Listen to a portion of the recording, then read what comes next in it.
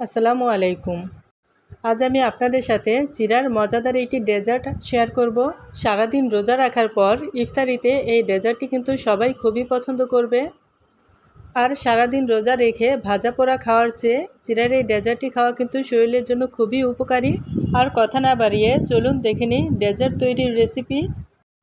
এই ডেজার্টটি তৈরির জন্যে 1 কাপ চিড়া প্রথমে খুব ভালো করে ধুয়ে পরিষ্কার করে নিতে হবে। চিড়াতে কিন্তু অনেক ময়লা থাকে, তাই বেশ কয়েকবার পানি পাল্টিয়ে চিড়াগুলো ভালো করে ধুয়ে পরিষ্কার করে নিতে হবে। চিড়াগুলো কয়েকবার ধোয়ার পর যখন এরকম পরিষ্কার পানি বের হবে তখন বুঝতে হবে চিড়াগুলো ভালো করে ধুয়ে নেওয়া হয়েছে। তারপর চিড়া থেকে পানিটা ঝরিয়ে নিব। এবার সামান্য একটু খাবার পানি দিয়ে চিড়ার সাথে মিশিয়ে 10 মিনিটের জন্য ঢেকে রেখে দিব।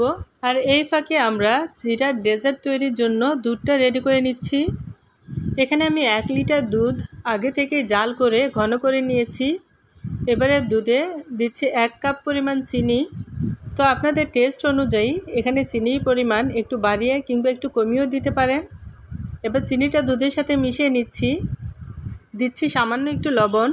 এই ডেজার্টটিতে সামান্য একটু লবণ দিলে কিন্তু এই ডেজার্টের টেস্ট অনেক গুণ বেড়ে যাবে। তো আপনাদের এই ধরনের খাবারে লবণ যদি ভালো না লাগে তাহলে লবণটা কিন্তু স্কিপ করা যাবে। লবণটাও দুধের সাথে নেড়ে চেড়ে ভালো করে মিশিয়ে নিব। এবার একটি কাপে 3 চা চামচ কাস্টার্ড পাউডার নিচ্ছি। তারপর নর্মাল পানি দিয়ে কাস্টার্ড পাউডারটা ভালো করে মিশিয়ে নিব। কাস্টার্ড পাউডার কিন্তু অবশ্যই ঠান্ডা পানিতে মিশিয়ে নিতে হবে। যদি গরম দুধে কাস্টার্ড পাউডার দিয়ে দেন তাহলে কিন্তু কাস্টার্ড পাউডারটা দলা পেকে যাবে, ভালো করে মিশবে না। কাস্টার্ড পাউডার ভালো করে মিশিয়ে নেওয়ার পর গরম দুধে দিয়ে দিচ্ছি। কাস্টার্ড পাউডার দুধে দেওয়ার পর দুধটা কিন্তু অনবরত নেড়ে জাল করতে হবে। আর কাস্টার্ড পাউডার দেওয়ার পর দুধটা কিন্তু বেশিক্ষণ জাল করার প্রয়োজন নেই। 2-3টা বলক চলে আসলেই চুলা থেকে নামিয়ে নিব। এখানে কাস্টার্ড পাউডারটা দিলে ডেজার্টটা খেতে ক্রিমি হবে। এখন দুধটা চুলা থেকে নামিয়ে ঠান্ডা করে নিব। দুধটা ঠান্ডা হতে হতে আমি এখানে কিছু বাদাম আর ফল আগে থেকে কেটে রেখেছি, সেগুলো দেখে দিচ্ছি।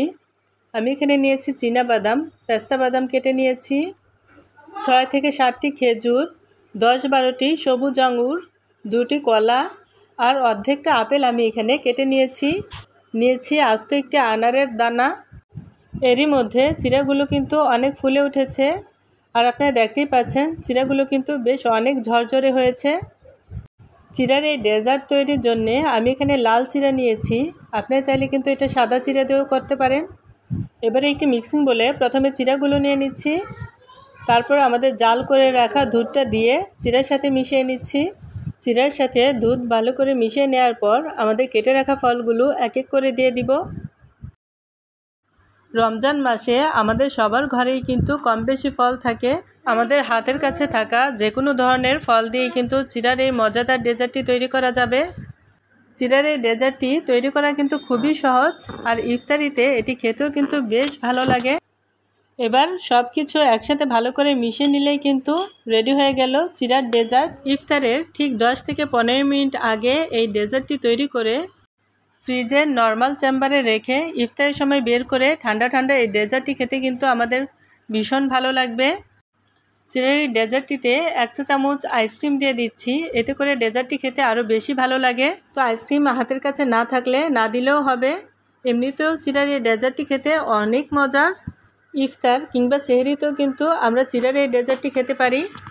এই ডেজার্টটি কিন্তু খুবই স্বাস্থ্যকর আর খেতেও ভীষণ মজার। তৈরি করতে সময় খুবই কম লাগে। রেসিপিটা ভালো লাগলে অবশ্যই একদিন হলেও ট্রাই করবেন। সবাই ভালো থাকবেন। আল্লাহ হাফেজ।